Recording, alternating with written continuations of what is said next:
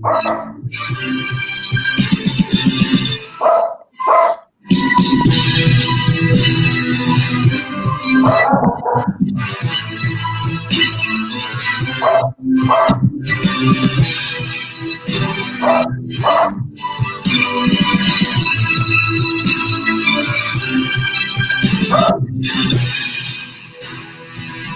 guys. If you guys are joining us, please drop your name, drop a comment, let us know that you're in the room. Say what's up to us, greet us.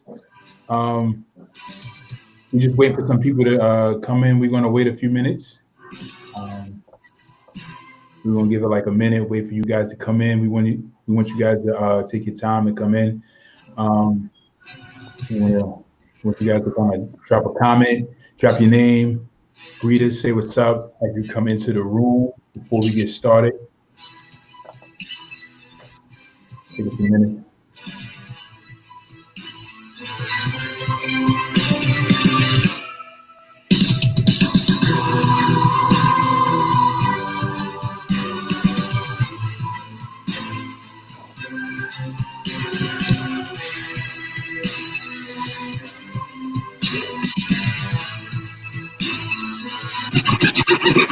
Brutality!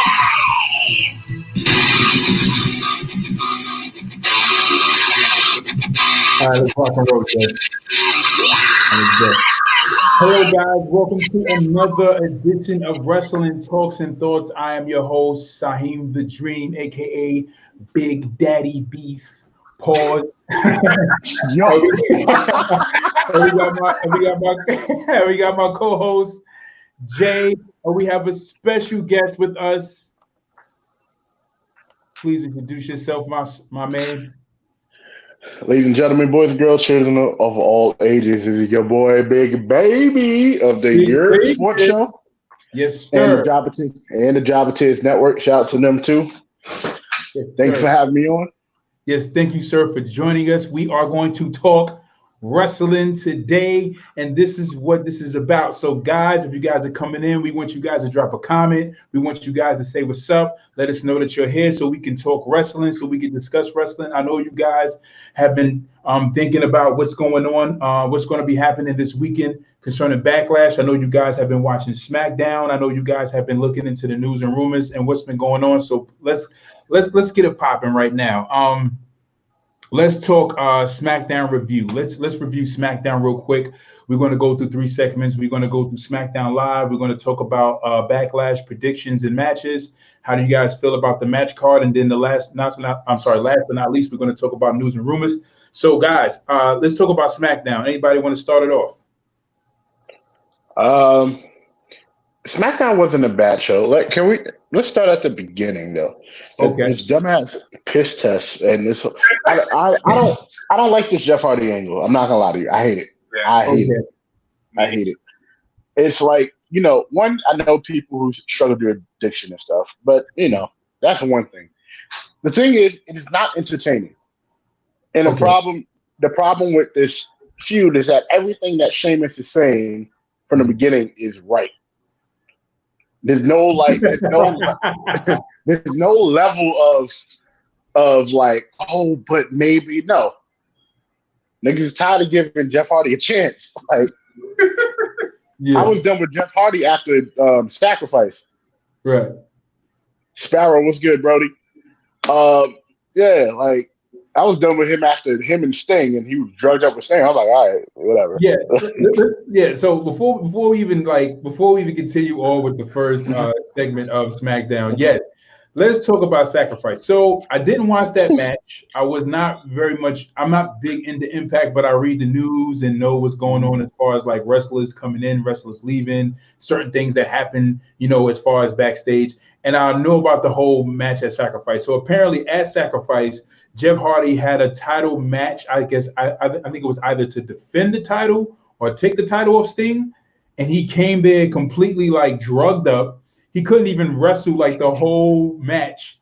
They just did some wacky finish, pinned him, and took the belt off of, I believe, Jeff. Or I don't know if he was losing the belt or taking the belt, but he had to lose the match. And I think he was actually penciled in to win that match, if I stand correct. Yeah, he was supposed to beat Sting for sure. Right. We know that, right? So he was supposed to beat Sting, right?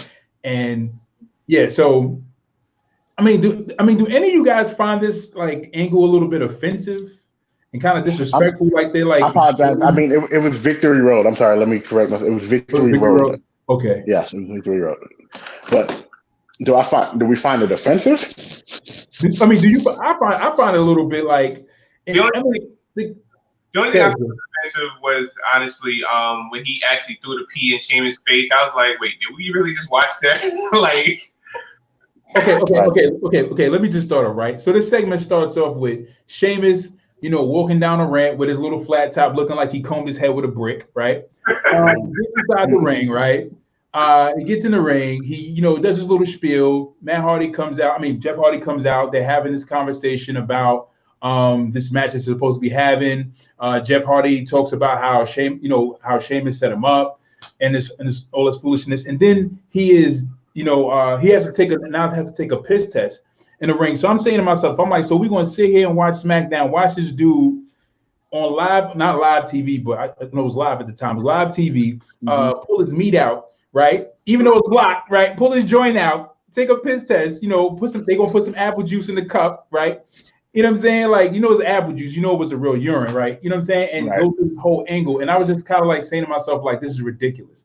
I think kind of to me, the payoff felt like Jeff Hardy splashing the urine in his face. I felt like that was the payoff from that whole little angle, even though it was a little bit wacky. Yeah, what do you guys think? Your thoughts? Yeah, I mean, I agree with Dre. The whole angle itself is just extra. Like, I feel like they could have used a better angle. It's a different, way of telling this story, because the whole using his drug thing. Even Matt Hardy, has an issue with, them using, Jeff's real life, situation in his storyline. Again, as far as him peeing in front of everyone, and then this is a waste of segment to me. Yeah, definitely a waste of airtime. I think that again, like it's just these little hokey angles that we see where we have great talents like Shinsuke Nakamura and Cesaro are being pinned together like as if they don't have enough star power to pull off great matches and good character angles on their own, which is a shame, right? And you got guys like Sheamus, who is a decent entertainer, right? Great heel because he's not really likable as a face. Get all this airtime to now stand in the ring with a legend like Jeff Hardy, even though Jeff Hardy has his shady past or whatever. But again, we know that Jeff built his way up to be in a position to be respected by fans like us, and then have this share this airtime with Jeff Hardy, and it's like a guy like Sheamus, in my opinion, should not be this go-to guy all the time when it comes to like bringing up building new angles, or even at the time and sometimes building new talent. Like to me, it's bothersome that people, like certain people, are given or even privileged with certain airtime that I feel like don't kind of deserve. Yeah, you guys got any thoughts about this angle? Anything else you like to say? It's trash. It's trash. Now the thing about Sheamus is really, really, I think he's really good. And in terms of Shinsuke and Cesaro, they are really, really, really good. So just having them as when we get to the New Day match, I'm gonna speak about that. But in terms of Sheamus, this angle would work if Jeff Hardy wasn't a back-to-back offender. Right. If it happened once or twice, it's like, okay, we can give Jeff the benefit of the doubt. Now, everybody's looking at SmackDown wondering, when's the next time we're going to do it? Right. Bill Lewis says, this angle is crap, 100%. Absolutely, Bill. We totally agree with you. This angle does. Angle's trash. Yes, the offensive thing that Big Baby's talking about. Yes, exactly. Constant drug usage. I I mean, well, my question is before we even move forward, how do you guys feel about like Jeff Hardy as being pushed as a heavyweight contender? Like, how do you guys feel about that? Because personally, I never felt like he had the charisma. Me and Jay spoke about this before, but baby, I want to get your perspective on this. How do you feel about Jeff Hardy being a heavyweight contender? He's not a heavyweight contender anymore. Not now. Okay. So, what period did you think he was a heavyweight contender? Around the time when Smackdown was a little low on talent. Okay. And you had Edge, you had Hunter there, you had Punk there, you still had Ray on SmackDown, you still had a solid group of people on SmackDown. Okay. It was just like, maybe it's time, let's see what Jeff is about, because again, Jeff is popular. Jeff has the charisma to do it. It's just, again, you never know with Jeff. You just never know. And then Jeff is a spot monkey, and for real, he's a spot monkey. He will get himself hurt all the time. He broke his leg in TNA when him and Matt won the tag titles. He broke his leg when they won it back in the WWE. It's like, okay, bro, enough. Like, I can see him having phenomenal matches with Nakamura, with Cesaro, with some of the mid-card guys. Okay. I can't see him hanging with Daniel Bryan, hanging with AJ Styles. I can't see him having a good match with Roman Reigns. I can't see him having a good match with Braun Strowman. Yeah, I can't see it. Like, the undercard, which is pretty much is better than the world title scene. Yeah, that's where he should be at right now. Absolutely. Andre Martin Sr. says Jeff doesn't draw like he used to be. It says Andre Martin Sr. says Jeff's build to world championship was perfect. Andre Martin Sr. I'm sorry, I have to disagree with you on that, but I like you. I'm not hating on you, bro. I'm not hating on you, bro. If that's how you feel, cool. I have an opinion on that. Bill Lewis, Jeff just has moves. Never really been good on the mic. Bill Lewis, I agree with you, bro. Yeah, because I'm not gonna front. Like, is watching his promos where he's talking, he's giving his side. It sounds kind of dry. Like, I'm just like, all right, there's no hype about it. There's no enthusiasm. It's just, I'm doing this, and this is what I'm gonna do to you on Sunday. And stop talking about my family, or else, like, there's no. Right. Yeah, like, it's crazy because even on SmackDown, right? Like, last week's SmackDown, when he cut that angle, it seemed a little bit more energetic, a little bit more, enthusiastic, right? And then when I heard this angle this time, he cut this promo this week on SmackDown. It was like when he started talking, I was like, well, where's that energy? His energy sound really low. So I'm like, okay, but again, like his talking points were good. What he addressed was pretty good. But it's like I remember just watching, like, I don't know, was it, so you guys correct me if I'm wrong, I believe it was like between like 2006, 2007 when Jeff Hardy was getting like this heavyweight push and he was feuding with like CM Punk and I forgot who the other person was he was kind of like going back and forth with. But yeah, I just remember him cutting this promo against whoever he was like cutting a promo against. They were in the ring and they were talking, and I guess they challenged him to a title match. And he was like, I challenge you to a title match. And they cut like this decent promo. And then it was like his selling point on his promo was, I accept. It was just like, and he said it, like he made the face. He was like, I accept. And it's like he put all this energy into just saying I accept so hard. And you could just tell, like, bro, like, you're not good at just delivering your lines yet.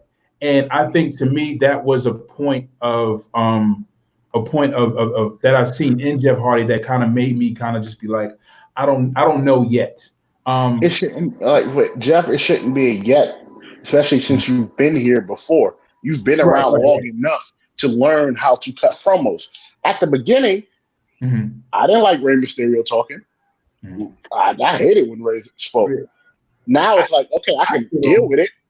I still like when I hear Ray talk, I still be like, like his last promo that he cut against Seth was pretty good. But most of the time, Rey Mysterio promos are really bland and just straight to the point. Like he doesn't really, give you anything extra. Like it just. Yeah, and I think because not many wrestlers have seen when Ray was a heel, so they don't know. They don't know the other side of him. So I was kind of able to see when Ray was a heel. Yeah. But that's why I'm able to listen to him now. I'm like, okay, I get it. I can listen. And whoever said Jeff Hardy is the greatest wrestler of all time should be drug tested immediately. Immediately. Guys, I will be back on. Give me like 2 seconds. I have to do something real quick. I'm gonna load back up in a moment. I'm sorry, y'all. Okay, cool. All right, yeah. I'll catch it. I'll jump back in though, for sure. Mm-hmm. Cool. Gotcha. All right, we have a comment from Andre Martin Sr. Promos were never his thing. That's not a lie. That's where having Matt and him together always helped. Exactly, Andre Martin Sr. I said that before in our previous lives. I said I always felt like Matt was the one. I felt like Matt with the whole version 1 angle was excellent. That was so entertaining. It was so entertaining. Then he had Shannon Moore following behind him as his little pupil, and he really brought so much light at the time to the cruiserweight championship when there was no light being shined on it. Like he made that cruiserweight title popular. It's like he made that title feel like a intercontinental or sort of like a heavyweight championship, the way he held it when he was doing the whole version 1 angle. And then it was like when they up and fired him, it was just like the worst move. Aaron Bowles, laugh out loud. RS, someone told me that in my wrestling group that he was in, I guess, about the drug testing. Yes, they should be drug tested if they believe that Jeff Hardy is the greatest wrestler. Jeff was meant to bring the excitement to the ring while Matt was the mouthpiece. Absolutely. I definitely agree with you, Sean Shaver. Matt was definitely the mouthpiece. Jeff was Jeff was the daredevil. He was very much the daredevil. He still is to this day. So let's move forward in the show of SmackDown, guys. If you guys are coming in, you guys can drop a comment. We will show your comment here on the screen. We will read your comment out loud. We will definitely show you love. We want to hear from you guys as we review SmackDown. So we have three topics that we're going to go through. We're going to go through SmackDown Live.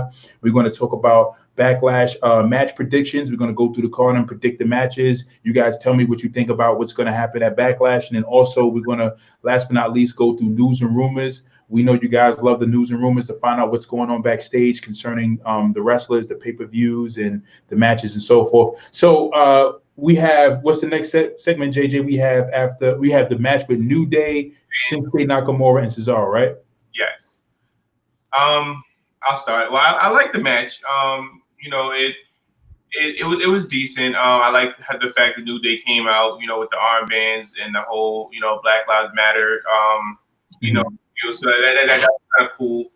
And I see a lot of wrestlers are even getting into that, back at in your house, Keith Lee sported the Black Lives Matter tights, and Rhea with her one black, one white contact, one black contact, but overall the match is okay. The only thing I had a question about with the match was at the end, like, was that supposed to be a Kinshasa that he caught Kofi with the tie rope, or was it? That's why I was kind of confused. But other than that, the match was cool. Y'all talking about the end of the match? Yeah. No, yeah. Kofi did a frog splash. He fell on his knee. That's it. It was a botch? Or no, it wasn't. Was it a botch or no? It was just he just fell. No, that wasn't a botch. The only botch part about it was he was supposed to hook his leg on the roll up and he didn't. Yeah. Okay, cool. Bill Lewis says New Day kneeling was awesome. We absolutely agree with you, Bill. I thought that he said botch. Bill Lewis says it was a botch. Yeah, I said the only botch was him not hooking the leg. That's it. So I definitely thought New Day kneeling was awesome. I loved it. I like the fact that Vince has actually given them, some leeway to voice their political opinion. I thought it was pretty cool, even though WWE is not big on Okay, let me not say that. Anyway, I was going to say they're not big on politics, but that's not necessarily true. That would be a lie.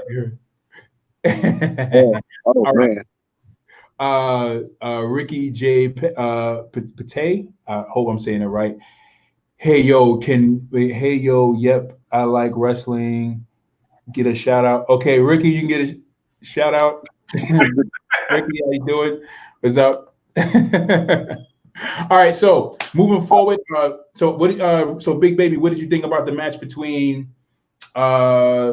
New Day versus Cesaro and Shinsuke? I love the match. Shinsuke and Cesaro look good as a tag team. Mm-hmm. I feel like though they're gonna break off Shinsuke soon and put Cesaro back with Sheamus eventually. But in terms of the match, you have two, like when Shinsuke tries, he's probably one of the best wrestlers in the world. When Absolutely. he doesn't try, facts. When he doesn't try, it's like, all right, you're still better than most of the roster, even if you're not trying. So yeah, shaking your head got me rolling, bro. I was shaking my head at one of the one of the requests of somebody, but I'll talk to you guys off camera about that. So okay, cool. We got you. I spotted you. We got you. So yeah, absolutely, I totally agree. Shinsuke Nakamura. So Shinsuke Nakamura naturally has charisma. I mean, for a guy who's not very fluent in speaking English, this guy knows how to communicate with the audience physically. You know what I'm saying? Just his expression, how he carries himself. He understands that charisma is not just in words, but it's in body. And for a person who's never really seen Shinsuke's work in New Japan Pro Wrestling, him coming over to WWE and seeing him wrestle, you can spot talent. Anybody who's a big fan of wrestling usually can spot those phenoms, those guys who are really great in the ring and really can put together a great match and just pull it off with just their physicality. And Shinsuke Nakamura absolutely is one of those guys who definitely got slated and not getting that title victory that he should have gotten at WrestleMania. Moving forward, Sean Shaver, facts. Half of the time he looks like he's just failing or falling around, filleting around, flailing around, like when he just like doing all that shit. So, but the whole right. He does. Really, buddy. So what we got? We got next angle promo. Who is it? It wasn't a Intercontinental Championship match after that. We had the promo. So let's talk about this promo real quick between with who was it? What's the guy named Otis and his tag partner? Do we have do we really have to talk about that? We don't. All right. Okay. So we don't. It's like, the reason why I brought it up. Listen. Just check it out. The reason why I brought it up is because there's a part in that segment that I looked at where his partner was saying to him, this is our Tucker. Thank you, Sean.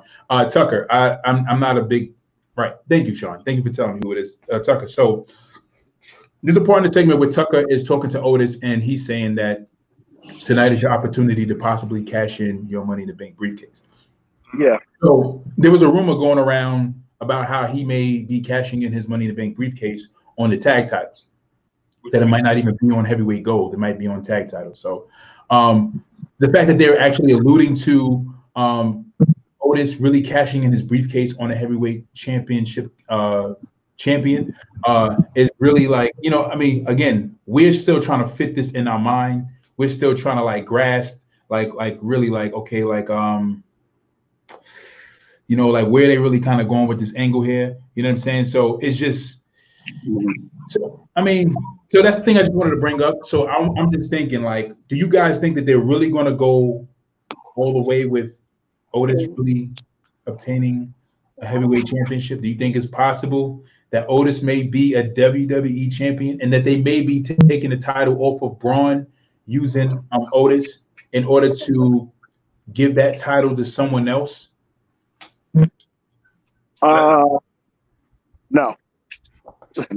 I'm gonna tap into my inner Messiah here. The WWE doesn't need Otis as a heavyweight champion, so no. I mean, yeah, the tag champs. Yeah, I can see him cashing and being the first person to. Because we have to look at Otis' character. Otis' character is known as, you know, not the brightest, you know, bulb in a light bulb, whatever. So probably gonna, you know, and be, you know, be the tag champ. I really don't see him cashing on Broad and really being the Universal Champion. I don't see that at all. It'll be. Yeah. And again, I never thought he was Money in the Bank, so anything's possible, I guess. Yes, Jay. You and I think all of the WWE universe does not see that at all. We don't see that being possible. We have a quote from Ricky J. Pate. He says, "This SmackDown didn't get me hyped for Backlash at all." We have Matthew Miller. I'm sorry. Oops. I'm skipping. We have Matthew Miller who says, "You're." So that's Miller? That's one of my co-hosts on the Your Sports Show, Matt Miller, aka BK Matt. So shouts to him. Miller, that's what's up. What's up? We have Ricky J. Pate. I'm sorry. Go ahead, Jay.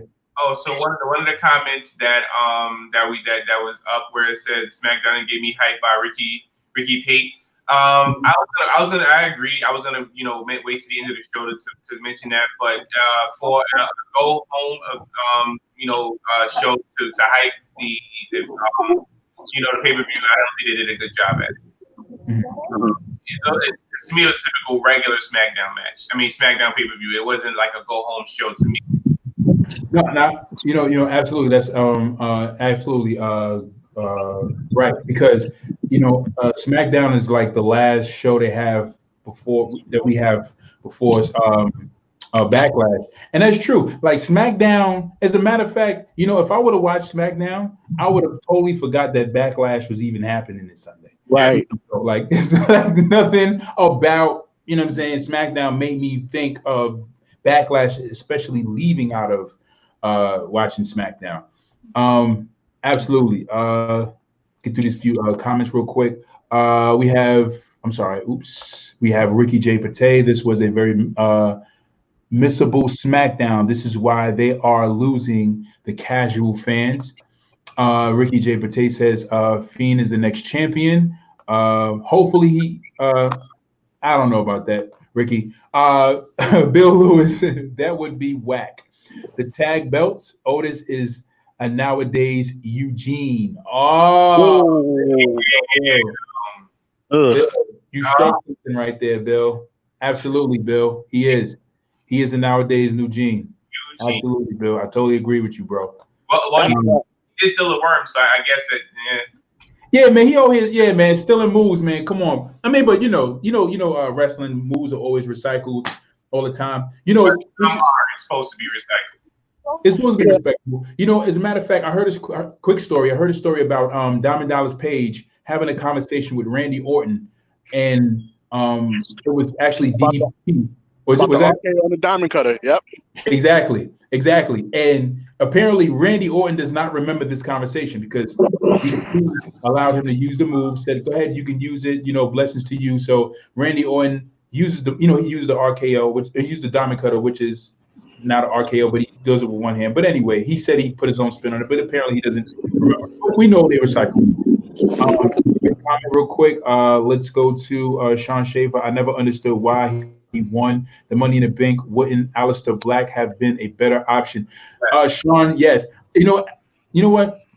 Aleister Black, Sean, would have been the best option, but you know why it didn't happen? Because Vince McMahon needs to retire. All right, Andre Martin Sr. I'm not sure where the Otis thing is going, but I'm hoping it leads to Otis becoming corrupted by Mandy to be a Monster Hill champion. That would be interesting. But even if he was a heel, in my opinion, Andre, I think we still wouldn't want to see Otis with that belt. How do you guys? I'm sorry. Ricky J. Pate says Styles versus Daniel Bryan was great, but apart from that, It was meh. So let's talk about Daniel Bryan versus AJ Styles. I'm gonna just start it off and say I didn't care. AJ won the belt. We know AJ or Daniel was going to win. Did it really matter? What are your thoughts? And is there any comments you guys want to address? Yes, the match was too damn long. Like 40-minute Intercontinental Championship match on Smackdown. Like I'm looking at the time, like they still fight. Like what the hell's going on? I had to go back and see how it was. 40 minutes, really?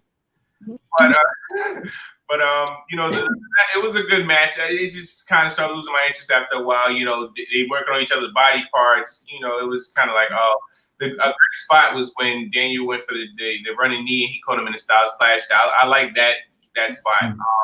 Again, I'm still sticking with my guns. That match should have been at Backlash, not on SmackDown. Absolutely right, because like that's the match.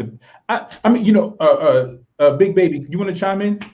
Yeah. So that match, top 5 Intercontinental Championship matches of all time, and here's why. Here's the thing. People were complaining that the belt should have went on Daniel Bryan. The belt can't go on Daniel Bryan for a few reasons. One, Daniel Bryan said that when Nikki Bella is at least 5 or 6 weeks out of having a baby, he's going to be leaving, right? Okay. Then he gets paternity leave when she has the baby. When he's on paternity leave, by the end of his paternity leave, or while he's on it, his contract is expired. So, why would you put the belt on somebody who you don't know is going to resign? AJ's resigned for the next 5 years, and honestly, please excuse the playing in the background, but honestly, again, I think that AJ was the right choice to win. Now, in terms of the length of the match, what else were you going to put on SmackDown? Okay. What else were you going to put on SmackDown? I mean, there's a couple people that could have done matches. Like, you can't, if you build a match as the greatest match ever. Okay, hold on, Big Baby. Put Daniel Bryan and AJ Styles on the same show. We have Aaron Bowles who says top 5. Top 5, yep. In response to the match. Yeah, top 5. There's 4 more matches better than that. Yes, I agree, but it's definitely top 5. Intercontinental. Okay, so Big Baby, that is definitely a conversation. Top 5. Okay, so you know what? How about this? Let's do this real quick. So guys, you guys are in here in the room with us. So guys, please put down your favorite Intercontinental. As a matter of fact, put down your 5 favorite Intercontinental matches, if you wouldn't mind typing that out. Let us know, what are your top 5 Intercontinental matches of all times that you felt were the most memorable Intercontinental matches. Let's get some of that going. I would definitely like to read what are your choices, what are your selections, and definitely have your number 1. Well, we already know the number 1 is Razor and Sean. Right. I mean, you know what? That's not my pick. I'm gonna be honest with you. That's not one of my picks.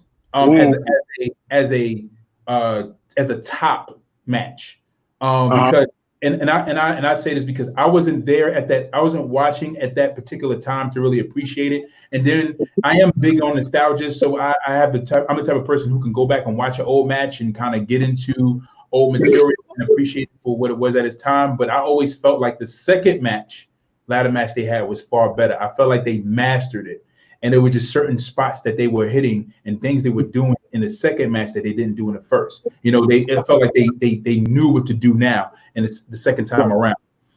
All right. So we have Sean Shaver. He says that's the problem though.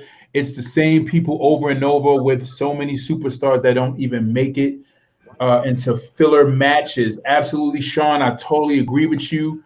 Sean Key. Sean, what's going on, Sean? Sean said Sean versus Razor. He agrees with Jay and Big Baby. We have Andre Martin Sr., Miz versus Ziggler, career versus title. Yes, that's one of my favorites too. That's definitely one of the top. Like that too. Yeah, one of the absolutely. Aaron Bowles, Bulldog, Hart, Perfect, Savage, Steamboat, The Rock. I'm sorry, I'm reading it wrong. Okay, Bulldog versus Hart, Hart versus Perfect, Savage versus Steamboat, The Rock versus Triple H. Yes, Jericho versus Benoit. Yeah, Royal Rumble. And Razor versus Shawn is those are some excellent choices, Aaron. That Jericho Benoit at the Rumble. Woo. Yes. Yeah. Oh yeah. Ricky J. Pate says Savage versus Steamboat. We have Bill Lewis who says Eddie Guerrero versus RVD. That's a hidden gem. That's a gem. All right, cool. Love it. We love it. We love the feedback. Okay, so I gotta watch that match again. I gotta watch AJ versus Daniel. I gotta check it out. I gotta watch it again. I watched it, skimmed through it. I was like, I kind of didn't care because AJ been to the top, Daniel been to the top. They're going backwards to now bring some more prestige to the Intercontinental title. When I feel like you got people like Andrew Gulak, you have a person like Cesaro, you have a person. Drew Gulak. You have Cesaro. You have who else? Who else do we have? I won't even put Ziggler in there. I feel like Ziggler should be contending for the heavyweight championship, but that's another conversation. I don't want to go on my Ziggler rant. We have a few more comments. We have. I'm definitely about to go back and watch a lot of these now. Excellent. Andre Martin Sr. says Angle versus Benoit versus Jericho for both the European and IC titles. That is definitely one of my top 5 IC matches. That match was classic in my opinion. One of my favorites. Sean Schaefer, The Rock versus Triple H. Yes, one of my top. Absolutely agree with you. Aaron Bowles, Benoit, RVD at SummerSlam. A hidden gem. Absolutely. We love it, guys. Love the feedback. So let's move forward. In Luke Harper match as well. That was a decent match within itself. Which one again? I'm sorry, Jay. Luke Harper versus Dolph Ziggler. Yes, Luke Harper versus Dolph Ziggler. Yes, one of my top favorite. Yes, excellent. I have a lot, but it's so much to choose, man. You know what, Big Baby, I haven't really gone through a list of my favorite Intercontinental matches. But you know what? I would like to. You know what? Jay and Big Baby, what are your top 5 Intercontinental matches? If you guys can name them off top. If you can't name them, it's cool. I understand. But if you guys can shoot real quick, let me know what you got. Go ahead, Jay. If you can. Yeah, I can't. That's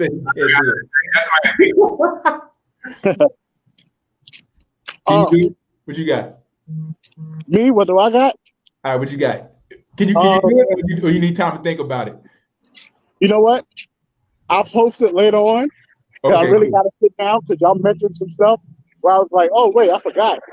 So right, because these guys they're posting like some matches that are like this is one. Bill Lewis says Randy Orton versus Mick Foley at Backlash. Oh my God! Oh my God! That match right there. Oh my God, that match right there. I mean, come on, man. Classic thumbtacks, hardcore match. I mean, you have barbed wire. I mean, in some of these matches I totally forgot about, but as we sit here, we have this conversation, these guys are just like throwing out these classic matches. Let's move forward. Absolutely. Definitely one of Randy's best matches, hands down. So let's move forward. We have the last match of the night. We have the was it 6-man tag match? Was it? Yeah. The 10-minute 6-man tag team. so 10-minute 6-man tag match, right? 40-minute Intercontinental title match, right? And then also the 10-minute segment with promoting the women's tag team title match. Okay, right. So they have 2 segments, 20 minutes. What are your thoughts on that, guys? 6-man tag match. It was typical. Otis leaves and goes to beat up King Corbin because he's talking to Mandy. Then he comes back, he becomes a hero, and then Brian does his little run around train. I want to see that Miz video. I'm real mad that Braun Strowman messed up that video. I want to see that video. Don't we all, Jay? Don't we all? All right. Andre Martin Sr. says Brian's entrance with the plexiglass was dope. Other than that, the match was just plain. Oh, Braun. He meant Braun. All right. Bill Lewis. That's why I don't understand why the IC match didn't close the show. Absolutely. It should have closed the show, right? It was the title match, right? It should have closed the show. Absolutely. We definitely agree with you 100%, Bill. All right, so let's move forward. We're gonna go into Backlash match predictions.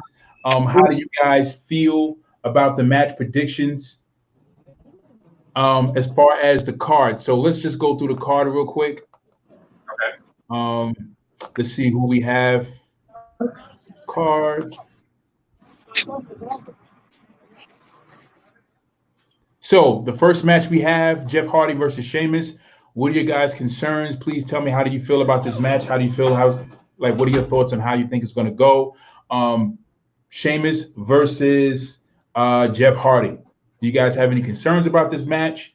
Do you guys have any predictions for this match? Do you guys even care about this match? If you guys would, in the comment sections, drop your feelings below. Let me know how you guys feel about this match at Backlash. What do you guys think? Big Baby, Jay, guys, let me know. What do you guys think about this match? Sheamus. Let me start off. I don't care. I don't care for it now. Okay, all right, so cool. So if you guys, so we don't care for it. So thumbs down. We're not even going to talk about it. Thumbs down. I believe that Jeff's going to win because of the whole redemption thing, but I really don't care about it, honestly. Don't care about it. All right, cool. We'll take some comments from the comment section. We have Tony McGregor. Hey guys, what's up, Tony? Tony the Tiger. Thank you for joining us. We have Sean Keys. At this point, is Sheamus back to put Hardy over? That's a good question. Sean, is he? We believe so, because we know that Sheamus is not getting another title run or another title push or another major push. And if he does, God so help us. If he does, I hope they make a petition for that dude. They need to make a petition for Sheamus. We don't want to see Sheamus on TV no more. How about that? Let's go. We have Tony McGregor. He says Jeff Hardy all the way. He's going for Jeff Hardy. We have Sean Schaefer. He says, I think the whole setup is bad taste and bad writing. Absolutely, Sean. We totally agree with you. Andre Martin Senior says Jeff versus Sheamus should have happened on SmackDown. Absolutely. Who is brain fighting? Samuel Lynn says it was brain fighting. He meant Braun. He was talking about Braun, not brain. Samuel Lynn, Braun. Sorry, mistype. Yeah, I got brain and Braun. It's all good. Sean Keys. I'm a huge Sheamus fan. Really, Sean? You're the only Sheamus fan I know. I promise. I'm a Sheamus fan. I'm not gonna lie, I'm a Sheamus fan too, but this is not it. With Jeff Hardy, it's just not it, bro. Okay, hold on a second. Before I even go through all the comments, okay, let me go to the last two comments. Samuel Lynn says Sheamus sucks. Samuel Lynn says Jeff Hardy would win. All right, Big Baby, Big Baby, are you still there? Yes, I'm still here. Okay, cool. Okay, so you're a Sheamus fan. Please explain to me what pulled you into. I want to know, what was it that made you buy into his character, his gimmick? I just think that it was. You know what? Give me 2 minutes and I'll explain to you. Give me 2 minutes. Give me a minute and I'll explain to you. Okay, cool. Gotcha. All right, so we got the Backlash match and predictions. So we're going to go on to the next match. So we don't really care about that one. Some do, some don't. We have the United States Championship, Apollo Crews, the champion versus Andre Siamis. How do you guys feel about that one? Thumbs up, thumbs down, or sideways? Sideways. Any thoughts? I think Apollo's going to keep it. I think Apollo's going to keep it. I agree. I think Apollo's going to keep it. Or is there any interest you guys have in this match at all concerning Apollo Crews with this match? Okay, we have a comment. Ethan Wick, thank you for joining us, Ethan Wick. He says, I didn't like Sheamus until he became a part of the Bar. Gotcha. Sean Keys, Sheamus had the look and skill to me personally, but they book him in a lot of stupid storylines. Sean, they book a lot of people, bro. We know. It's like, we know the struggle. Bill Lewis, could be the match of the night. It could be the match. Yo, you know what, Bill? You know what? It could be, because Jay's like, nah. Jay's like, nah. He's not gonna let you die. Andre Garcia, I think they're gonna pull it off of Apollo, and that sucks. He says he thinks they're gonna take the belt off Apollo. So you think, so Andre, you think that Apollo is the transitional champion? Hopefully not. I hopefully don't think Apollo's not a transition champion, and we get to see more shades of Uhaa Nation. If you guys are familiar with Apollo Crews, before he came to the main roster, he was this character, Uhaa Nation, underground in the Indies, and we worked some great matches there. Let's go to Samuel Lynn. He should get a title shot. He should have got a title shot a long time ago. I agree, Samuel. Apollo should have been pushed a long time ago. Sean Schaefer, I really like Crews, and I think he's been underused and deserves a title run. I totally agree. Samuel Lynn says Apollo to win. He got Apollo for the win. Sean says, I want Apollo to win, honestly. There's some doubt, Sean? Yeah. I would hope that. What's that? What's that? Ethan Wick, Sheamus. Ethan is going for Sheamus. He's like, I don't know. He's like, Sheamus, maybe. You don't know You don't know Ethan? Sheamus? Yes? No? All right, whatever. Wait, I'm sorry. I don't mean to interrupt this, but Jay, look what I'm here with. Jay. Yo, what up? Bro. What up, bro? What's going on? I made you up. Okay, he's going to hit you up. All right, bro. I'm going to hit you up. All right, so we're going to move forward. All right, so we got the next match, right? Next match. We have Women's Tag Team Championship, Bayley and Sasha versus Alexa Bliss and Nikki Cross versus the Iconics. We got a triple threat women's tag match. What are your feelings on this, guys? Triple threat tag match. Thumbs up, sideways, down. I say thumbs up because we're getting to Charlotte. I mean Sasha versus Bayley. Okay. Yeah, I think the Sasha and Bayley keep the belts. The blueprint, whatever else he's known as, and the role model. I think they're gonna retain the belts on Sunday or tomorrow.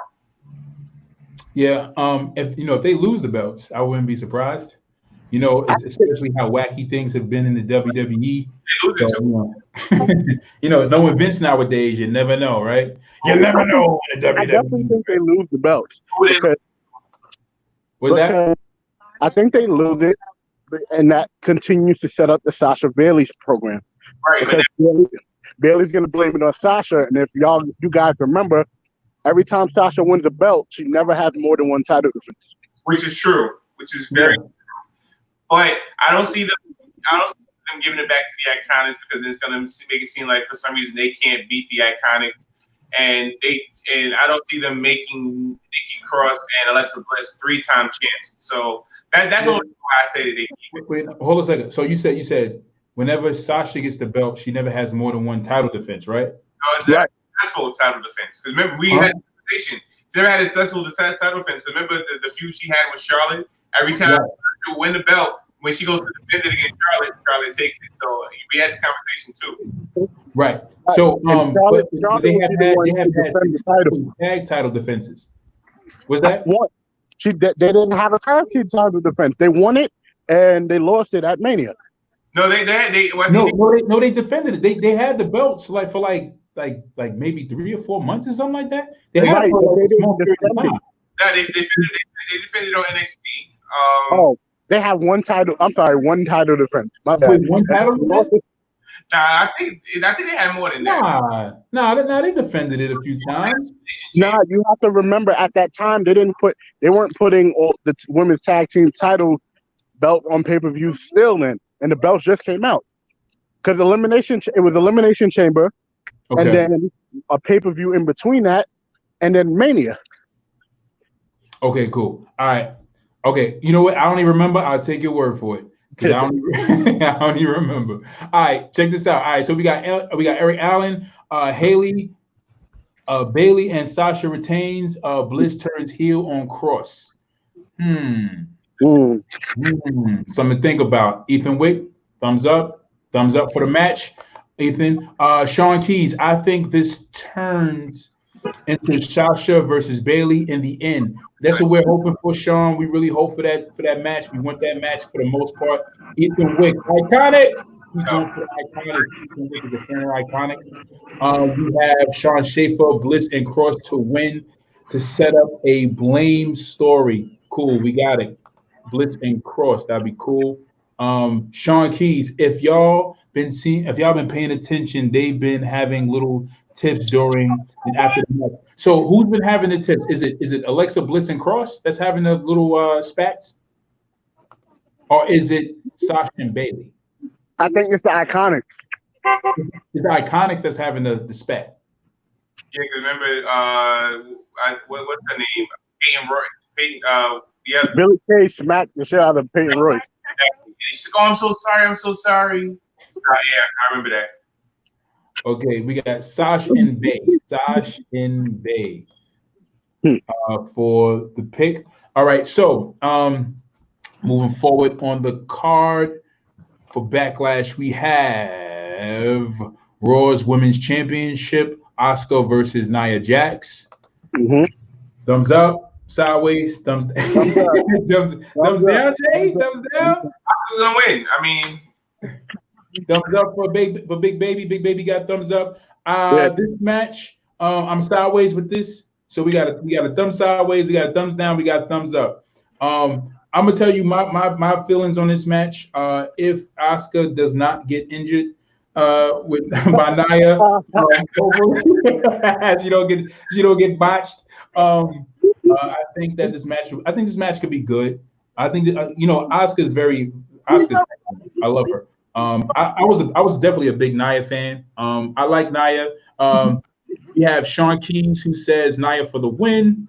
Sean Keys says Nia for the win. We have Sean Schaefer who says thumbs down. He's not feeling his match. He's with Jay. He's not feeling his match. He's not feeling his match. We have Eric Allen, Asuka for the win. Asuka retains. I definitely got Asuka retaining. I don't think they're taking the belt off of Asuka anytime soon. I heard that Asuka is the one who's going to retain. She's going to be sort of like a placeholder for Becky Lynch. The mainstay, for the face of Raw. We got a greeting from my cuz Locke. Peace, family. Yeah, keep up the good work, 100. Appreciate the love, cuz. Wick. Will this be a Japanese death match? It might as well be. I don't think so, Ethan. It's gonna be a Japanese death match. I think WWE's PG-14, PG something like that. Nah, man, they ain't trying to do all that violence. Even though they have these hardcore badges, they ain't trying to go that deep. But that would be cool. It's gonna be a Japanese slightly not alive match. There it is. Right. But I doubt they'll even go that far with that kind of match. So you guys have your picks for the match. Let's go forward on the card. See what else we have.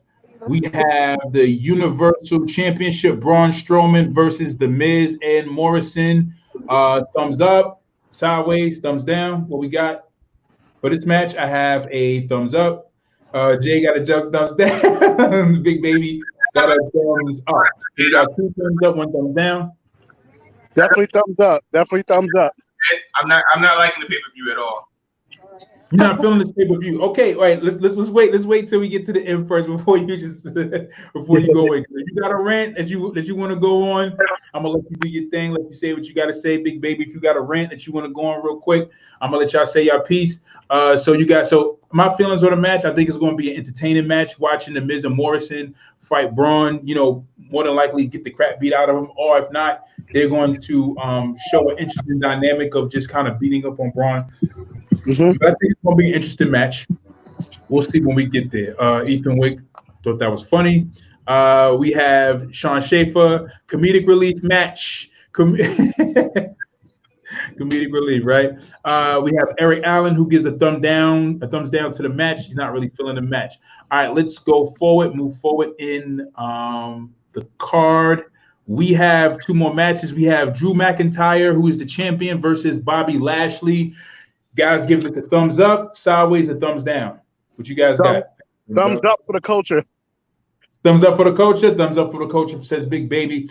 Jay got thumbs up. I have a thumbs up for this match. We want to know what's your how you guys feel. Thumbs up, thumbs sideways, thumbs down for the Drew McIntyre versus Bobby Lashley match. Okay, so there's a rumor going around. I spoke about it. That they say that they may be putting the belt on Bobby. I don't think they're going to do it. If they do, I'll be surprised. But if they do, excellent. Bobby finally gets his title, his heavyweight title championship. And I feel like if they do put the title on him, then hopefully they will be building an angle for Bobby versus Brock Lesnar. But I've been reading articles online that have been saying that ship has sailed, that match will not happen. Hopefully it does. But I think for now they're trying to keep the belt on Drew McIntyre. We have Shang-Chi part 2 of their Fire TNA match. Absolutely. They did fight in TNA. We have Eric Allen. Lashley wins in a good match. Hopefully, Eric. We have Sean Schaefer. He says definitely going to be a good match, but I don't think they'll take the belt off of Drew. We have thumbs down for this disappointment. It will give Ethan Wick says this match will be disappointing to him. Ethan Wick, I would like for you to elaborate why you think this match would be disappointing. I'm just interested in getting your perspective on why you would feel that it will be disappointing. I will read your comment below. I would definitely show some love. I want to hear how you. I want to understand why you think this match would be disappointing. What are your guys' take on this match? Any feelings for it? Any perspectives to give? This match should be a really good wrestling match. It won't be like Drew's match at Mania with Brock. Mm-hmm. This will be, I would say, 15 to 20 minutes. Really, okay. It'd be good all the way. Mm-hmm. My biggest thing is the MVP and Lana factor. How do they factor into the match? Okay. I forgot about that. You're right. Okay. Let's talk about this real quick. I want to share this real quick. Guys, don't forget to share and turn on your notifications so you guys can get the notifications next time we go live. Every time we go live, we want to definitely hear from you guys and we want to get your perspective. So don't forget to share and turn on notifications. If you guys are watching us on YouTube, definitely don't forget to subscribe, give us a like, drop a comment below. Let us know what you think about these matches and what's going on with this pay-per-view. Real quick, so I want to make this statement real quick. Is it me or is it Lana getting blacker? Yeah, she getting dark as shit. Lana's a little dark. Lana's turning to a sister. I don't know what's happening. What's going on with Lana? I know what's going on with Lana. She getting a little seasoned. She getting a little flavor on her. I'm like, what's going on with Lana? Sean Schaefer, definitely going to be a good match, but I don't think they'll take the belt off of Drew. Okay, I read that already. I'm sorry. This is what I want to read. Major distractions from both Lana and MVP. Sean King says that there will be a distraction from outside halves from MVP. Now, I'm serious, man. I'm serious, Sean, man. I'm serious, man. I really think that a lot of Sean is laughing. Not for real. Yo, come on, Sean. I know you see it, man. Like, I'm like, yo, is Lana getting darker? Like, when she was Rusev, she was a natural blonde, skin tone. But I'm looking. As a matter of fact, my wife noticed it. We sitting there, we watching Raw. She's like, why they got Lana looking like that? I'm like, looking like what? And I'm like, yo, her hair is different, her skin tone is different. And then I seen a picture of her standing next to MVP. I think it was on maybe Raw, this Raw that passed, or maybe the Raw before. She look like this. I'm like, what's going on, Lana? What's going on, baby? It's good. Eric Allen laughing. Yeah, I'm just like, yo, man. I'm like, she's been tanning a whole lot, So WWE, man. And the crazy thing is, Vince probably told her to do that. I bet you Vince told her, Lana, maybe you should go get a tan, or whatever, But anyway, we're moving forward. Sean Schaefer, I see it. She's got that Caribbean tan now. No, she definitely does, man. This is I'm gonna tell y'all somebody in front of me, right? Look at the complexion on this one, wow. Front, right? Don't have to me. Okay. I don't know what's going on with this white girl, but she's tripping. Yeah, it's crazy to me. I'm like, yo, what is going on, man? They make Alana darker, and it's so funny because they almost it's like they feel like we won't notice it. Ethan Wick don't really want to see Bobby take a L. Ethan, I didn't want to see Bobby take an L since he came. I felt like when Bobby came, they were going to book him strong. I was waiting years for Bobby to return. I was hoping Bobby returned, and Bobby's worked very hard. You know what I'm saying? He kept up his physique. He even went to MMA, and he's really stayed in shape, and he, made sure that he kind of stayed away from WWE from that time. For that time, so that way when they come to him calling, that they will give him a good offer, a lucrative offer, something that really works for him, works for his character, and really works for the value in which he is as a talent. And when he finally comes back, it's like they really been booking him completely horrible. And the sad part about it is, me and Jay, we spoke about this, is like, they didn't even take the time to build Bobby strong before they put him in a feud with McIntyre. It was like, their strong build was, okay, he beats up on R-Truth. It's like, oh, that was a challenge for Bobby, right? He beats the crap out of R-Truth, and then he just gets thrown in a match with Drew McIntyre. It was like no type of effort was really thrown into building Bobby as strong as he should have been built. So I want to jump in and disagree, because if y'all don't remember that what's the name match? Which match? What is it called? The Gauntlet match, where he was beating everybody. Yeah. I mean, but listen, man. Okay, cool. All right, so let me ask you a question, right? Uh-huh. What was the difference between? For me, I felt like there was no difference. It was like when I looked at Kofi Kingston's Gauntlet match and I looked at Bobby Lashley's Gauntlet match, I felt like the difference between a Bobby and a Kofi was that Bobby was supposed to run that whole gauntlet. Like if Brock Lesnar would have ran that gauntlet, they would have had to win. Well, you can't compare the gauntlet, because if you really think about it, Kofi had some monsters in that gauntlet match. Right? You saw how he did. He had Daniel. He had a few people. The main person I kind of remember right now is Daniel, but he did have some big people. But right. But that's true though. He did have some monsters. But again, that furthers my point. Like when Bobby fought the people he fought, he didn't have monsters. He had people he could have beaten. And then it was like the way he lost was like through DQ. It was a cheap DQ. It didn't even look like a valid DQ. Sorry, I got a comment from Eric Allen. I think Bray the Fiend will make an appearance during the Universal title match. Absolutely, I think that's possible. There's a rumor going around that he may possibly show up. But yeah, I think this is my opinion. My opinion is, what I'm saying, I felt like Bobby should have been booked to win that whole thing.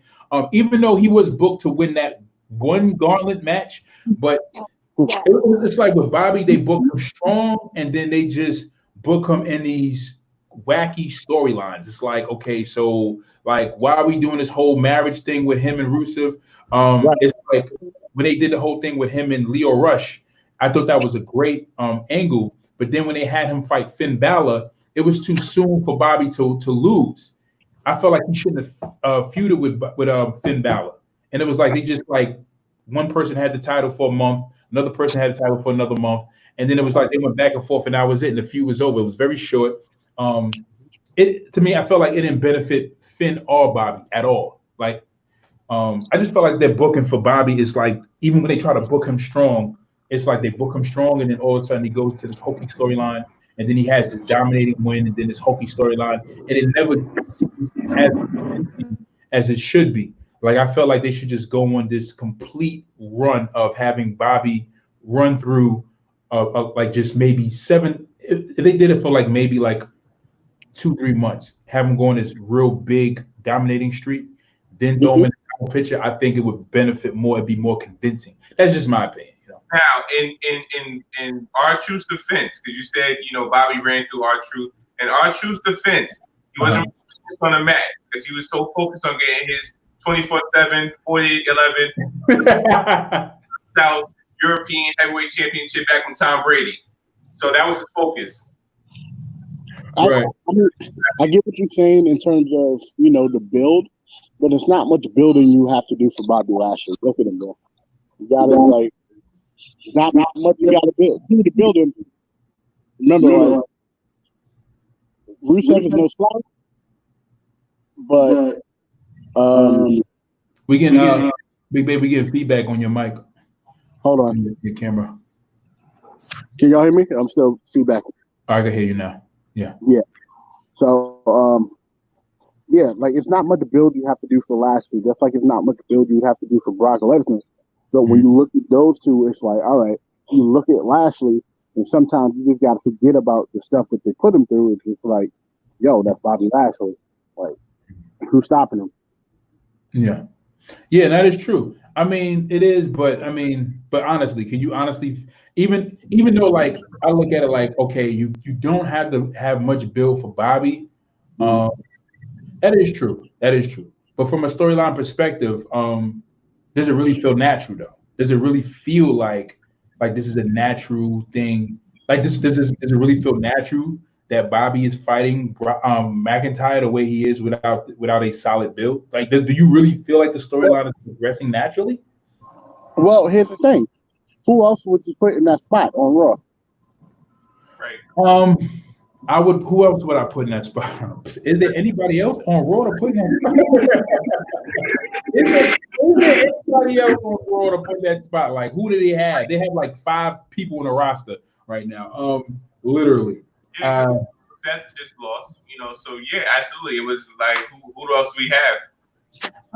I thought the feud with Seth and Drew would run a little longer than just one match. That was just very quick. Well, I get that, but they're building something else with Seth, and you can't have him lose to Drew but so many times. Got you. Makes sense. Very valid. But would it really hurt him? Would it really hurt him being that he's a multi-time WWE champion, and more than likely we know he's going to get that title push anyway in the future? To lose to, after lose, you already lost at WrestleMania. You lose to Drew the next pay-per-view, and then what if you lose again? What if you lose again to Drew?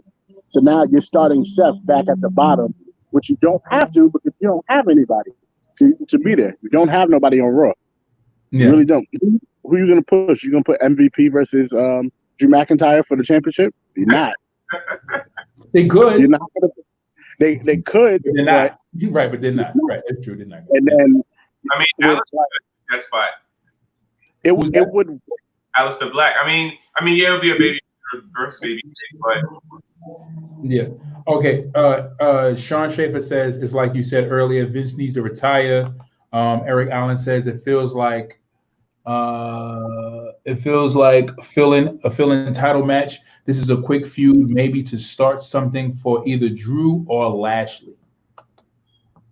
I think that to piggyback on that is that you can continue to feud with this. With Lashley and MVP and Lana and Drew, you can continue to feud because there's more intriguing pieces in that feud. With Seth, he was just running through Buddy Murphy and Seth Rollins. There's sub stories in between. You got the the Lana Lashley relationship, the Lashley MVP relationship, and Lana and MVP, and their tension. So and then you have them wanting Bobby to win, and then you have the heat with Drew. Yeah. So it's so much stuff that can go into it that you can keep using until the next pay-per-view or up until SummerSlam. There's so much stuff you can use. Again, with Raw, you got to remember, it's not too many people you can use on Raw as a world title contender. There's really not much there. You're not gonna use Big Show. You can't bring Brock. Brock is not coming back anytime soon. Yeah, so. That's true. That is. See, that's the thing, right? And the thing about it is, it's not even so much about I totally agree. Like, there's not many people you can use because there's not many people on a roster that they really use it, right? And then all the people that they did have that could have been pushed in that particular, like, say for instance, like if Dolph Ziggler was being used properly, if Bobby Roode was being used properly, then those could have been contenders. Even though Bobby Roode has not won an Intercontinental, but he's won a United States. He could have been used as a contender because that's what they used to do back in the day. Like, even though this person was not necessarily going to be a world champion, and they used to do this in WCW and WWE, even though they weren't going to be a world champion, they would give them at least a world title rub or at least a match just as a contender, just to put him in that picture to see how it would look and see how it would play out, you know? But what's happening is because Vince McMahon is not really pushing the talent he really has. You know what I'm saying? And he's really just saying, okay, this is how I see you, and I want to use you. I'm going to put you here. A person like Dolph Ziggler could afford a Drew McIntyre because they already have a history. They even had a feud. They were tag team champions. They worked together, and it would be cool just to see Drew McIntyre go against Dolph Ziggler, and Dolph Ziggler kind of even run that angle. It should have been me. It should have been you. You know what I'm saying? Like, run that back, and then you have Bobby Roode. Like, who wouldn't want to see Bobby Roode in the heavyweight championship match? But Bobby Roode apparently somehow disappeared. I don't know where Bobby Roode went. Do you know where Bobby Roode went? JJ, do you know where Bobby Roode went? Because I don't know where he went. He's in Canada. No, he's in Canada. He can't get out because of the coronavirus. Oh, okay. But hopefully when he comes back, he'll get a title push. Which is the sad part because he's not even getting a push. Is that the last match? It's not the last match. Greatest wrestling match ever. Yes, the greatest wrestling match ever: Edge versus Orton. Edge versus Orton. Thumbs up. Sideways. Sideways. I'm gonna go on a limb, and I'm gonna just. In fact, I'm going to predict. No, in fact, this is a spoiler for boys and girls. A spoiler. Okay. This will not be the greatest wrestling match ever. Spoiler alert. This is not the greatest wrestling match ever. JJ said it's not the greatest match ever. Not the greatest match ever. The fact that they build it to that, and then which is why you didn't have DB and AJ on Backlash. Because if you have Daniel Bryan and AJ Styles on Backlash, it's impossible to put Randy and Edge right after that. It's impossible. Okay, so I'm detecting a lot of I'm detecting some fan energy. So you're a fan of Daniel and AJ, right? I'm assuming, or you're a fan of one of them. Which one is your favorite? I'm a fan of both. I'm also a fan of Randy and Edge. You just have to remember the type of matches that, like, Randy somewhat is a better technical wrestler now. Edge is just coming back. You have to walk him through the match. Yeah. Somewhat. Yeah, right. Get that ring rust off, right. Right, because the last match they had wasn't a match in a ring. It was a brawl. It was a fight. Yeah. So, and then to hear that that's one of the matches they recorded before the pay-per-view means that they really think that they're really putting a lot of stock in this match. A whole lot. They're putting a lot of stock in the match for it to not be live. they're putting a lot of stock in that match. Totally agree. Totally agree. Especially how they promoted this match. I just hope that it lives up to his expectations. I'm gonna give them the benefit of the doubt because I was a small Edge fan. I wasn't a big Edge fan. I was an Edge fan definitely when he was contending for the middleweight. Was that? When he was the rated R superstar. Not really. I was more of an Edge fan. not then. I was more of an Edge fan when he was contending for the Intercontinental title. Yeah. And that's when he was pulling out all those different types of technical moves as a wrestler. Like he was doing the execution, which was like a modified version of the sharpshooter to the side. Like when he was doing all those little different things, and he was this middleweight contender, pulling out all these neat wrestling moves and reversals. That's when I was a fan and just waiting to see how he would grow. And I became a bit of a fan when he was a rated R superstar, but not a big fan because to me it was like the way they developed his character was more into like a mini version of Triple H, like the ultimate opportunist. I'm sorry. Ethan Wick says it's going to be a snooze fest. He put a whole bunch of Z's. Eric Allen says this will not be the greatest match. Edge can't go like Orton can. I feel like Orton will carry him through the match. Orton will get the win. A lot of pressure, especially for Edge, who is just now coming back to the fold. It's very interesting to watch Edge win this match if he does. Ethan Wick, I was really confused when Edge started getting title pushes. Yeah, I was confused too, man. But this is what I did. This is what I did like about Edge, and this is what I like about Edge, and what I have to remember. Edge is definitely a great wrestler. He's Canadian. Most Canadian wrestlers are like the best wrestlers. I don't know what it is, but they're awesome. They are awesome in the ring. It's a fact. Brian Pillman. I'm sorry. What? Brian Pillman is questionable. Hey, listen, man. If it wasn't Brian Pillman, don't be no Stone Cold Steve Austin, man. That's true.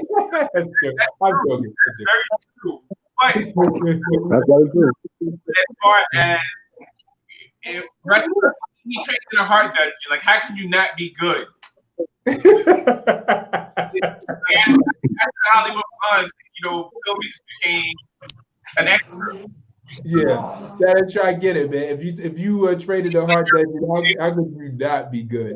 I haven't seen much of Brian Pillman's wrestling, truth be told, but Jay, I'll take your word for it. I seen the promo, but I'll take your word for it.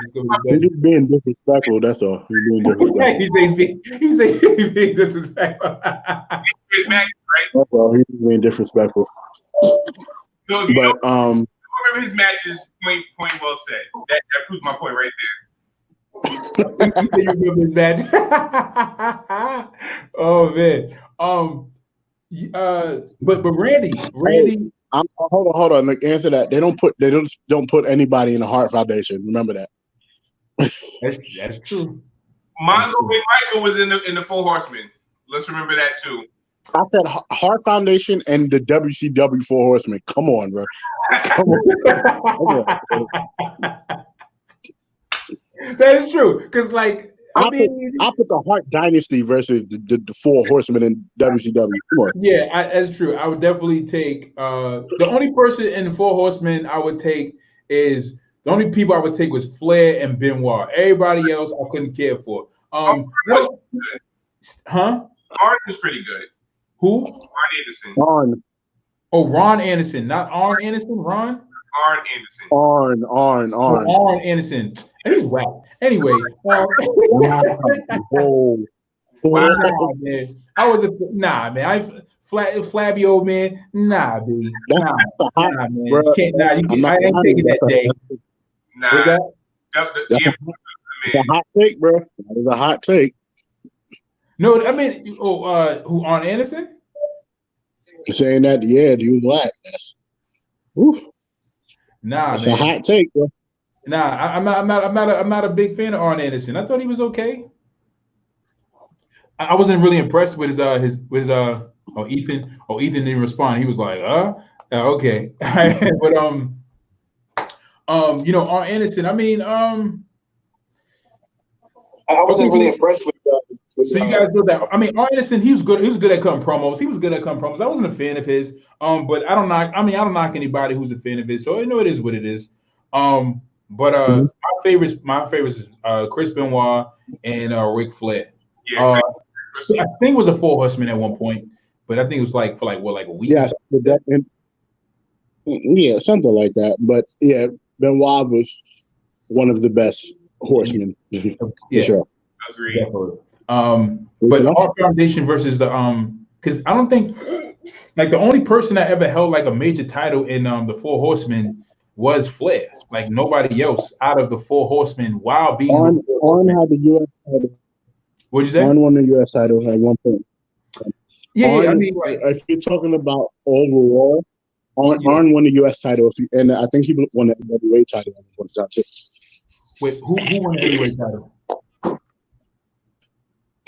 Arn Anderson might have won the NWA TV title or and the WCWS title, so he's won a few titles before. Yeah. I mean, yeah, because you had Tully. I mean, he wasn't the only one. You had Tully Blanchard, who held the I think the United States title, or was the TV title. Mm-hmm. He's one of the. They all held gold. You said what? Yeah, they all held gold. Yeah, they all held gold. Yeah. Of course, they all held gold. But Flair was like the guy who held the top gold. But same thing with the Hart Foundation. It's the same thing. Like everybody held gold. You know, at one point they all had gold, from heavyweight to middleweight. I mean, you know, but anyway, I don't want to digress. Let's go to news and rumors. News and rumors. Okay. Let me just. So the first thing I wanted to talk about is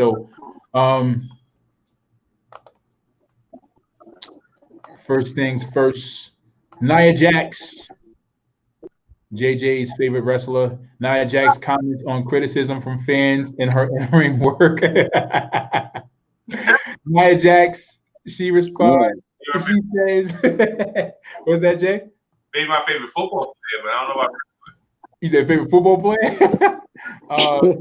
Ethan Wick says, "What exactly was the television title like? What would you compare it to as far as WWE?" You know what? The television title was compared to the European title. It should have been a TV title. The 24/7 championship should have been the TV title. Like you defended on brands. That's what I would have with that belt. But yeah, they should. Yeah, the 24/7 should have served as a TV title. But that's what the TV title was in WCW. But I think it was more like the European title, but a little bit more prestigious.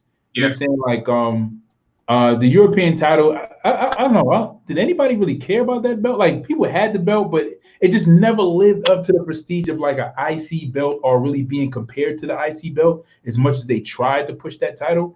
I feel like Ethan Wick, that's why I called it a Japanese death. He said the Nia Jax versus Sasha. He said the reason why he called it a Japanese death match is because of Nia Jax's skillful way of botching. So that's why he called it a Japanese death match. Gotcha. Nia Jax says that the rumor is Nia comments on criticism from fans of her in-ring work. She says, "I feel like every person or character who would say, oh, whatever they say they say doesn't bother them are kind of lying because I'm working for an approval of an audience. Whether it is to be hated or loved, I want their reaction." So Nia Jax says that, you know, she's working for the approval of the fans. She understands that sometimes things are going to happen. She's working for the approval, so forth. She calls the WWE universe great universe.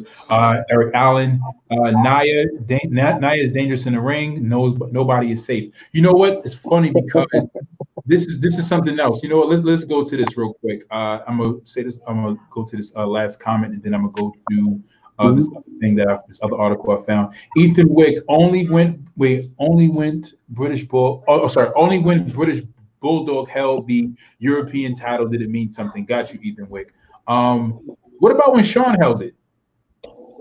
Or Triple H?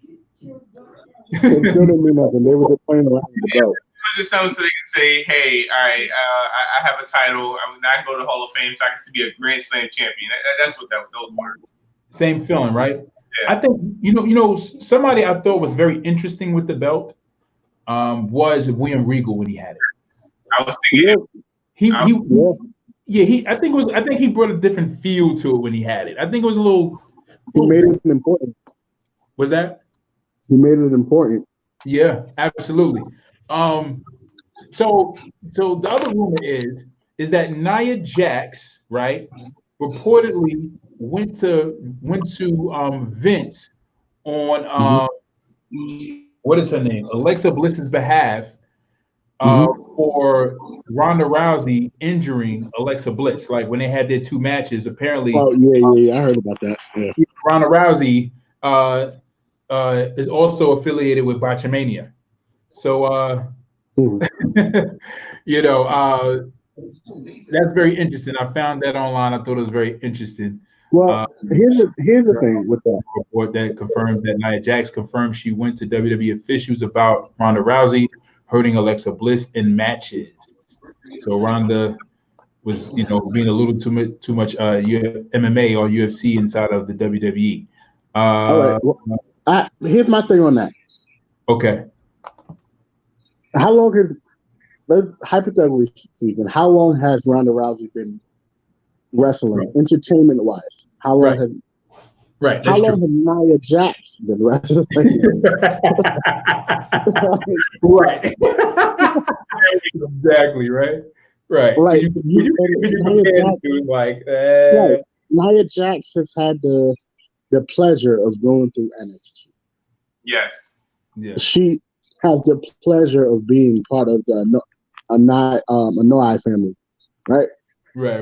Your cousins are The Rock, the Usos, Rikishi, all of them, right? Right. Roman. So you have every opportunity to learn from some of the best performers in the ring. You also in a locker room with one of the best big men ever, the damn Big Show. Again, how many times have you heard about the Big Show hurting somebody? Right, that's true. When Big Show was 500 pounds. Right. How many times have we heard that? How many times have we heard about Kane hurting somebody? Yeah. How many times have we heard about Undertaker hurting somebody? So again, it comes back to not being the best at your craft, and then some of that is also some of the performers not being able to cover up for her when she messes up. You can give a small part of that to the other performers, but the majority is, like I said, I love Nia Jax, but she has to get better in the ring. Yeah, absolutely, totally agree with you. She can't be definitely going out there hurting people. That is not cool at all. Yeah, that's not the way. Yes. Oh, okay. So, last thing. So apparently, Disco Inferno says WWE has taken Lana's sex appeal away, and Jinder Mahal is better than Rusev on promos. This is what Disco Inferno says. We don't care about what he said. Okay, all right, moving forward. Disco Inferno? Well, so what I've learned about Disco Inferno is that he is very knowledgeable in terms of wrestling stuff, but sometimes he's one of the people who spits out bullshit, and it's like, okay, yeah, you're Disco Inferno, like, right, exactly, like the guy who used the stunner. Oh, Chartbuster. was that? It was called the Chartbuster for him. Right, the chart. Sorry, I'm sorry, not the stunner. The Chartbuster. No one get it confused. Yeah, man. Yeah, and it was the worst version of a stunner I've ever seen. Like, It's like he did it, like he kicked you, and then like 5 minutes later he stunned you. It's such a long time in between when he kicked you and caught your head for the stunner. It was hard. Terrible. That was hilarious. Yes, Ethan Wick. Maybe we should have like a Disco Inferno moment where we talk about people who don't, like wrestlers who don't matter, or like parts of wrestling that doesn't matter. Just call it the Disco Inferno segment, right? All right. Let's see. So I think this one last thing I have is reasons why. So this is what I wanted to break out for Jay. Reasons why Vince McMahon is reportedly unhappy with NXT. Dun dun dun. Apparently, I read there was an article online talking about how Vince McMahon might be getting more involved in WWE. So all of you NXT fans, all of you hardcore WWE fans, be prepared to have your dreams crushed. Hopefully this is not true. Hopefully this is just a rumor. This is a quote that was given online. I was told that Vince McMahon has been frustrated with NXT ratings as well, but right now it doesn't look like there are changes coming for that brand on the creative side, but there has been talk of using more talent from Raw and SmackDown on that show. So apparently, so it's crazy because we don't have a lot of talent on Raw and SmackDown. So you're going to put them on NXT? Right. Like, what are you doing? Yeah, so, like, why? So now what we're gonna have Bobby Lashley versus Drew McIntyre for 3 matches straight on Raw and a pay-per-view. That's what's gonna happen, right? This is what it's leading to, right? Also, Drew McIntyre has some easy wins. So they'll probably fight an Austin Theory here, a Buddy here. A Angel Garza, they have those. So Drew got have some easy wins. But then they said they would. Jay, could you say that again? You was going in and out. Oh, so yeah, Drew's he's gonna fight your Austin Theory, your Buddy. But what happened to the whole Cross Brand Invitational? Because they only happened one time when King. After that, it just disappeared. Like we never heard of it after that. So, I mean, what happened to that? The what invitational? It was the Cross Brand Invitational. So basically. Not. They only did it for that, and they only said Raw and SmackDown. They didn't say NXT. Right, and the only reason why Charlotte popped up is because Charlotte is technically a Raw superstar still. Right. So, I mean, I know that. I'm not going to talk about NXT, but it's like, like the Raw. I mean, you haven't even seen any SmackDown talent outside of the tag champs. You know what I'm saying? And vice versa. Everybody Raw on SmackDown. Competing. Well, who are they going to face if SmackDown goes over there? Who are they going to face? Right. All of them will fight Seth Rollins. Right. All of them go fight Drew and Bobby. That's it. Like, like I said, unless you bring it, and when Samoa Joe is ready to come back, then again, even more reason why. Like I said, back to my Bobby and Drew thing, where there's really nothing else you could do at this point in time. Yeah. Unless you bring Samoa Joe back.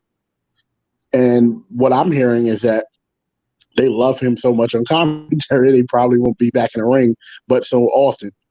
Man, and and I feel like that's definitely a disjustice to, us, like people who are fans of Samoa Joe. I love Samoa Joe. Oh my God, Samoa Joe and his feud with AJ Styles. Oh my God, it was, to me. I thought he was going to get. I really thought he was going to get the belt. But one thing that was so special about Samoa Joe when he was running that feud with AJ Styles, was that he gave me that feeling that I used to get when I used to watch The Rock, Austin, and Triple H when they would cut promos and they didn't have the title, and you wanted them to get the title, or you thought that they were. It was like they had the feel of a champion without the belt. Like, and that's what I got from Samoa when Samoa was cutting those promos and just coming. And I'm just like, yo, when are they going to put the title on this guy? And Samoa Joe could have been like one of the greatest heels we had. Is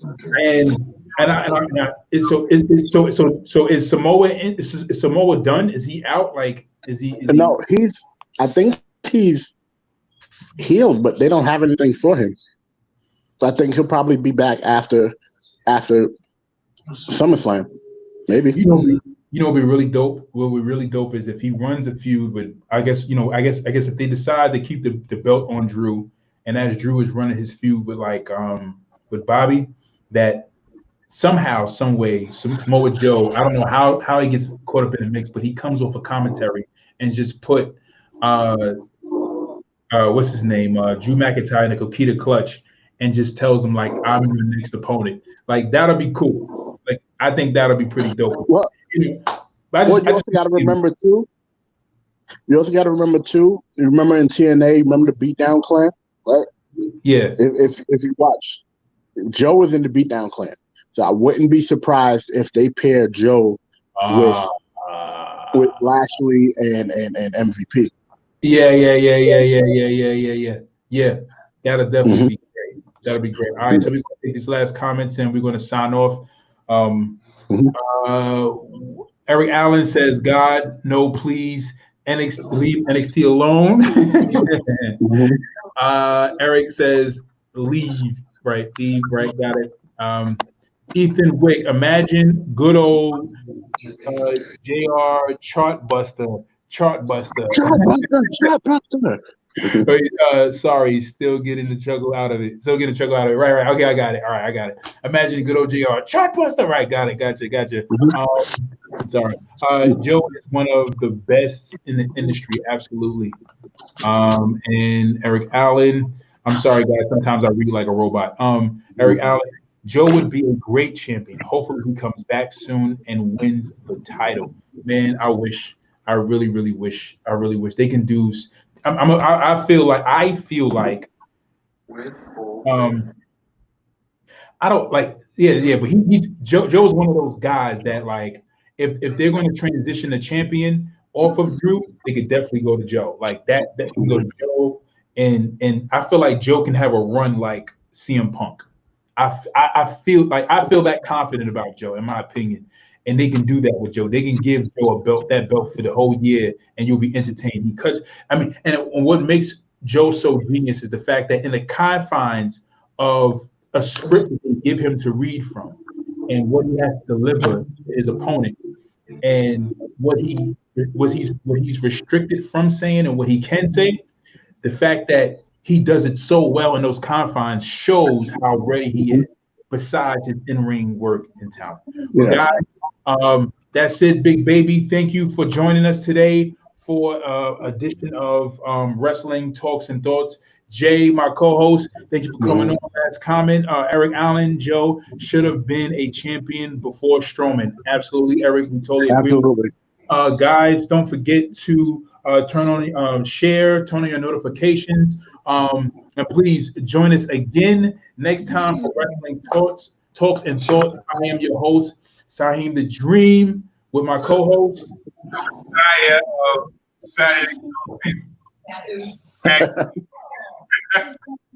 And our co-host coming on our special guest today, Big Baby. Yep, Big Baby. Make sure you follow us. Go ahead. Oh, make sure you follow me at Your Sports Show. Follow my personal Instagram at _it's Big Baby. Again, follow the Jobber Tears podcast, which is my parent company, and the Jobber Tears Network group page. We got a whole bunch of good stuff coming up. Our next episode of Your Sports Show drops on Monday, so you don't want to miss that. And just stay tuned throughout the week for our episodes of After the Year. You definitely don't want to miss that. So thank you guys for having me. Oh, definitely.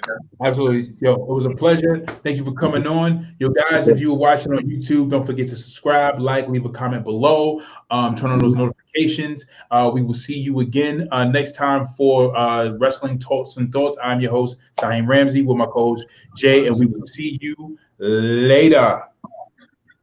Yeah.